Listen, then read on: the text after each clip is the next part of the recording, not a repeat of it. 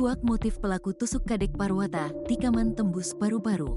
Hari ini tanggal 17 Februari tahun 2025, Polresta Denpasar menggelar konferensi pers terkait kasus penusukan yang terjadi di Jalan Nangka, Denpasar, Bali beberapa waktu lalu. Kasus ini pun viral karena CCTV yang merekam aksi pelaku beredar luas di media sosial.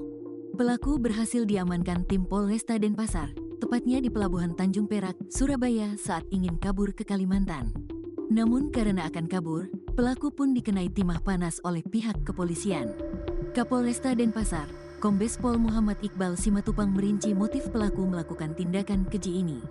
Ia menyebutkan, pelaku sempat menganiaya korban lain. Pelaku merasa tersinggung melihat korban yang berada di TKP, di mana sebelumnya pelaku sempat melakukan penganiayaan terhadap korban lain di TKP, terangnya.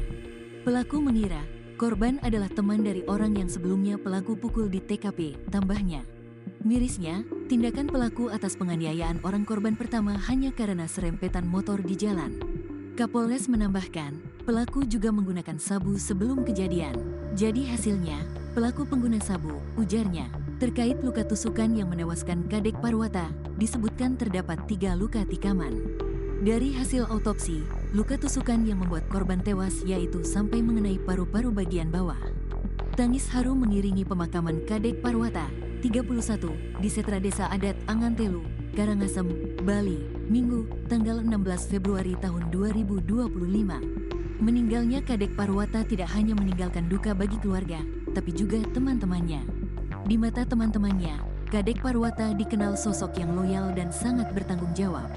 Ia juga rajin dan aktif menyama Braya. Kadek Parwata merupakan warga asli Banjarkaler, Desa Adat Angantelu, Karangem. Namun ia dan keluarga telah lama tinggal di Denpasar. Walau dia pendatang di Denpasar, tapi sangat rajin bermasyarakat. Kalau ada upacara, selalu rajin mebraya.